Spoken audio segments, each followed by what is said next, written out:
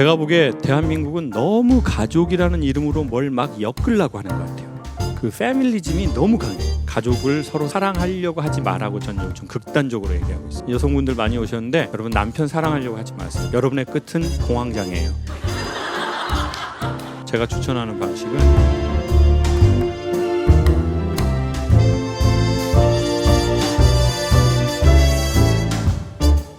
개인주의가 강한 신랑과 이제 막 사춘기가 오려 하는 아들. 저는 아직 마음의 준비가 안 되었습니다. 마음이 공허하며 친구들이랑 창옥쌤 강연 힘 받으러 왔습니다. 화이팅 하십시오.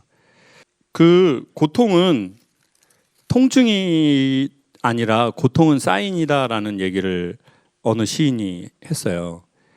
이제 시인 그 김창옥이라는 이제 등단하지 않은 시인인데 이제 고통은 통증이 아니라 고통은 신호다.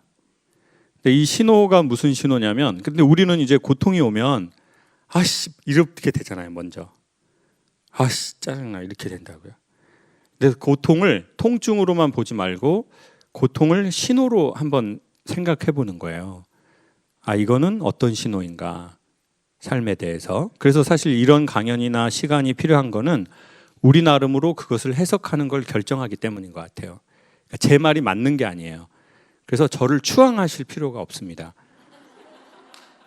예? 그 사람들이 스마트해야지 이단이 안 나와요. 근데 사람들의 인식 수준이 올라가야지 이단의 교주가 나오지 못하고 독재자가 나오지 못하는 거거든요.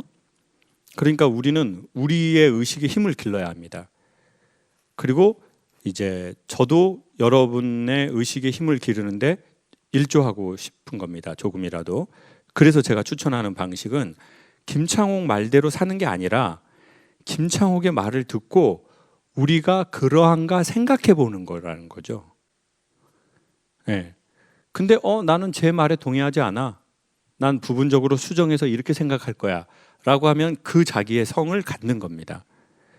그리고는 항상 이제 채널은 열어두는 거죠. 또 누군가의 책이나 이야기 인물들의 그걸 보고 그리고 또 김창옥이 좋다고 해서 제 채널만 보는 게 진짜 안 좋은 거예요. 다른 것도 봐야 돼요. 오은영 선생님. 그리고 또 다른 사람을 봐보세요. 그래야 그 사람이 더 잘 보여요. 그래야 여러분이 잘 보입니다. 여러분이 가고자 하는 방향이. 이건 매우 중요한 얘기입니다. 예, 우리가 되게 매력을 느끼는 그 사람을 추앙해서는 안 됩니다. 그러면 그 사람도 위험해지고 여러분도 위험해집니다. 그러니 그 사람의 이야기를 갖고 우리의 각자의 생각을 한다. 이렇게 말씀드리고 싶고요. 자, 근데 이 사인을 저는 이렇게 생각합니다. 제가 보기에 대한민국은 너무 가족이라는 이름으로 뭘 막 엮으려고 하는 것 같아요. 그 패밀리즘이 너무 강해. 그래서 나이 먹고 애들이 고향집을 잘 안 찾아와요. 자, 너무 가족. 그러니까 전라도 말로 닌정이 나버리는 거예요. 질려버리는 거죠. 그러니까 아이들이 독립할 때쯤이 오면 부모를 안 찾아오고 찾아와서도 그냥 엄마 바빠서 나 이번에 좀 가야 될 것 같아. 다음에 또 올게. 이렇게 말하고 부모님 집을 일찍 나온 적이 여러분은 있나요, 없나요? 한 사람만 용기 있게 대답을 하셨고 나머지는 이렇게 됐어요. 사이가 좋아야 찾아가는 거지 가족이라고 모이는 건 아닌 것 같아요. 그러면 사이가 좋으려면 어떻게 해야 돼요? 전 두 가지를 추천하는데, 첫 번째, 자기 자신이 건강해질 것. 두 번째, 가족을 서로 사랑하려고 하지 말라고 전 요즘 극단적으로 얘기하고 있어요. 여성분들 많이 오셨는데 여러분 남편 사랑하려고 하지 마세요. 여러분의 끝은 공황장애예요. 뭐라고요? 공황장애. 그럼 어떻게 해야 되죠? 제가 추천하는 방식은 예의를 지키려 하라 말씀을 드리고 싶어요. 예의를 지키고 매너 있게 말하고 행동하자. 예의와 매너 없는 사랑은 존재하지 않는다. 그리고 예의를 지키지 않는 사랑이 가장 잔인하고 폭력적이다. 자기중심적이고. 그러니까 내가 이게 남편을 사랑하는 행동인가? 이렇게 생각할 필요 없다는 거죠.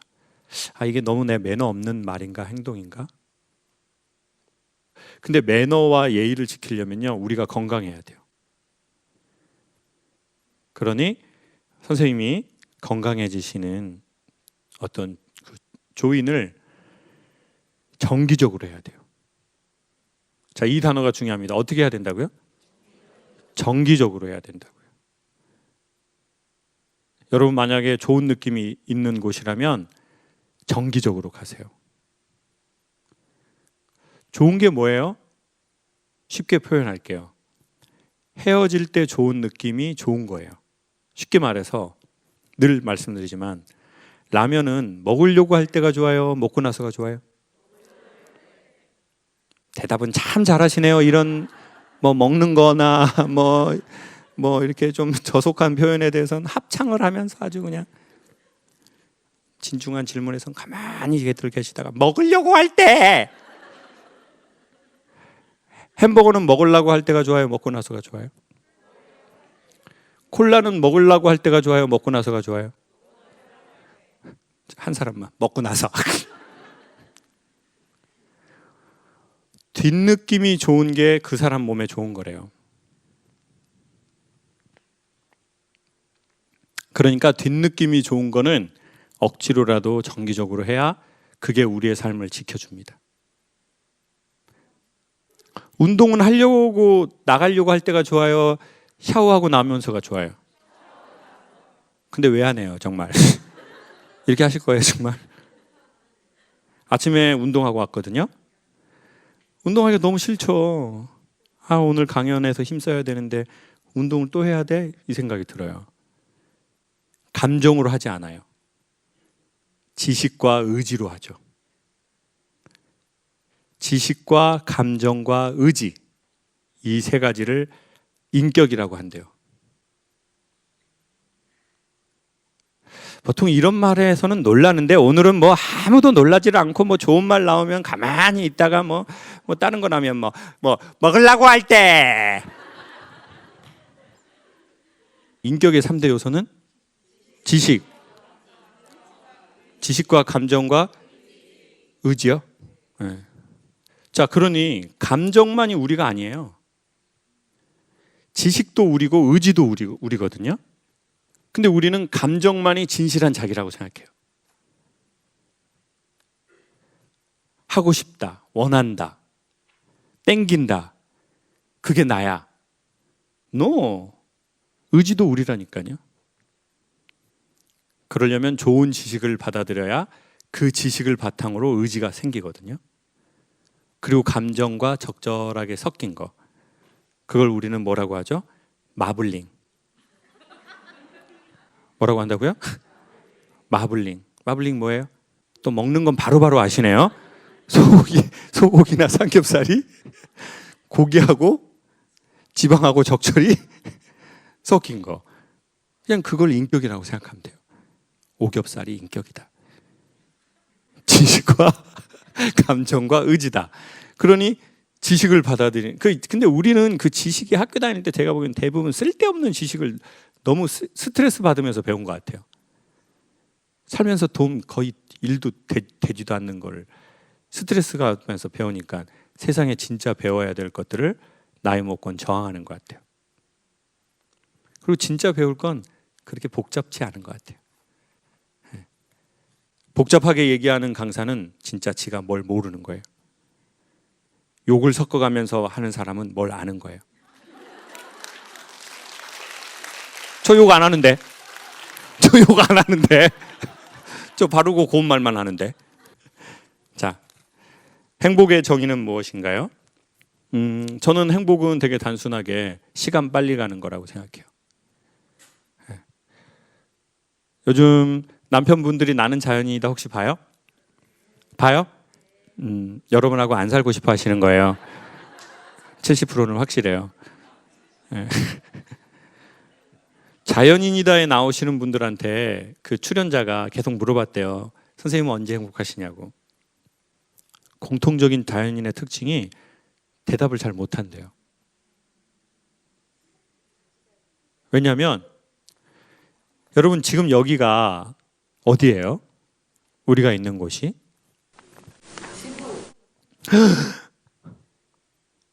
지구라고 한 분이 얘기하셨어요.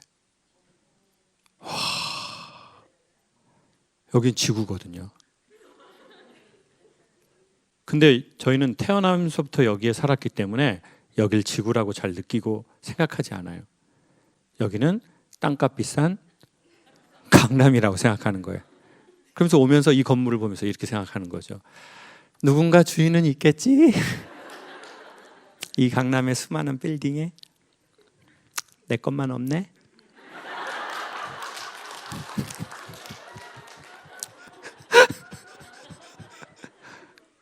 여기는 강남이지만 여긴 블루마블이라는 행성, 지구예요. 사람들이 외계인이 있냐 없냐로 막 따지거든요. 저도 그런 영상을 되게 많이 봐요. 근데 외계인이 있을진 모르지만 우리를 찾아오긴 쉽진 않대요. 왜냐하면 지구에 여러분 빛이 1초에 지구를 8바퀴 반을 돌거든요. 지구가 한 4만 500km인가 그래요. 제가 1년에 한 4만 km 타거든요. 그래서 1년에 지구 한 바퀴라고 항상 생각해요. 근데 그러면 32만 km 정도를 가는 거예요. 1초에. 좀 놀랄 수 없어요? 1초에 32만 km 간다는 게 지금 뭐 어느 정도인지 지금 너무 지금 계산이 우리가 머리가 감이 안 와서 그러는 건데, 자, 1초에 지구 8바퀴 이상을, 그러니까 30만 km 이상을 가는데 이 빛의 속도로 1년을 가는 것을 뭐라고 하죠? 1광년. 광년은 어떤 년이냐면 빛의 년이에요. 그러니까 빛의 속도로 1년을 가면 1광년인데, 근데 이 생명체가 살만한 그 장소를 가는 데에 빛의 속도로 어마어마한 100년, 1000년을 가도 이게 쉽지가 않거든요. 그러면 거기에서 외계인이 살면 일로 와야 되잖아요. 그럼 에너지가 필요하잖아요. 이동을 하는데. 그 에너지가요, 저 태양계 하나를 다 태우는 에너지 이상이 들어간대요. 태양 하나를. 그렇죠. 지금 한 분이 못 오겠네. 못 오겠어. 너무 멀어. 못 오겠어. 외계인이 있는지 없는지 몰라요. 근데 확실한 건 외계인이 지구까지 오는 데는 거리가 너무 멀어요. 그래서 지금 이 어마어마한 우주에 외계인이 있을 수 있겠죠. 근데 오기는 쉽지 않을 거예요. 근데 왜 이 우주가 이렇게 되는지 모르겠어요. 근데 우리는 그 신비한 곳에 살고 있는 거예요. 이 우주에. 가끔은 자기의 이 삶에서 이렇게 나와서 이 삶을 좀 보는 거예요. 네. 너무 여기에만 있으면 안 되거든요. 네. 행복은 저는 그거라고 생각합니다. 아까 그 나는 자연인이다의 그분들 말처럼 이미 사람들은 지구에 살고 있으니까 지구를 지구라고 잘 못 느끼거든요. 행복한 사람은요, 행복을 잘 생각 안 해요. 이미 행복의 지구에 살고 있거든요. 대신 행복하면 나타나는 표현을 해요. 그래서 나는 자연이다 사람들은 뭐라고 제일 많이 하면 좋다라는 말을 많이 쓴대요. 이렇게 물이 좋습니다 막 이런 거 하잖아요. 그거 막 얼음 깨가지고 막 계곡에서 목욕하면서 막 행복합니다, 막 좋습니다, 아이, 물이 맑습니다, 좋습니다, 막 죽은 노루, 막 맛있습니다, 막 이런 거 하잖아요. 안 보셨어요? 나는 자연이다? 봐보세요. 남편이 왜 보는지 알 수 있을 거예요. 네. 자, 좋다라는 말은 행복하다라는 현실적 표현이에요. 근데 행복한 지 너무 오래됐으면 우리는 행복이 뭐지를 생각하게 돼 있어요. 마치 목마르면 물을 찾듯이. 그러니까 이미 행복한 그들은 좋다라는 표현을 많이 쓰거든요. 근데 좋다라는 말이 언제 나오냐면요. 인간은 계속 말씀드리지만 시간이 빨리 가는 사람과 장소와 일을 할 때. 그래서 이 시간이 인간의 행복과 매우 밀접하거든요. 뭐가 밀접하다고요? 시간. 시간이 천천히 갈 때도 있어요. 여성분들은 거의 경험해 봤을 거예요. 여러분 예쁜 옷 입고 로타리에서 자빠진 적 있죠? 강남역 같은 데서 막 사람들 겁나 많은 데서. 안 아파요? 벌떡 일어나? 집이 이쪽인데 반대쪽으로 가 막. 그땐 시간이 천천히 가요, 빨리 가요? 천천히 가죠. 왜요? 뇌가 초당 사진을 여러 장 찍어서 시간의 개념을 늘리고 상황을 확대해서 기억한대요. 그 수치와 부끄러움을. 왜요? 수치를 왜 기억하려고 해요? 다음에 비슷한 상황이 오면 조심하려는 거래요. 지금 여러분 표정이 저런 건 어떻게 알았대? 욕이나 할 줄 알았는데 별걸 다 하네. 유튜브 많이 봐가지고. 유튜브 많이 봐야 된다고 그랬잖아요, 제가. 근데 문제가 뭐예요? 뇌의 오류예요. 살다가 너무 힘드니까 시간이 계속 길어져서 뇌가 이렇게 계속 힘드느니 죽어서 쉬고 싶어 하는 거예요. 그래서 유서에는 다 이제는 쉬고 싶다고 하는 거예요. 솔로몬이 그래서 자기 반지 안에 글자 써넣으라고 한 거고요. 살다가 힘든 날 보려고. 한글로 번역하면 이자로 시작하는 그 유명한 문구. 이것 또한 지나가리라. 3년 전에 김창욱 TV에서 토크쇼 할 때 24K라고 얘기한 분이 있었어요.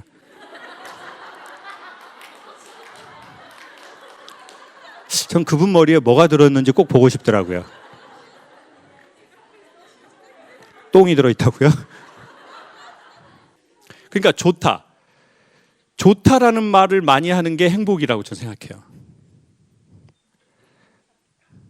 머리로 계속 복잡하게 생각하지 말고.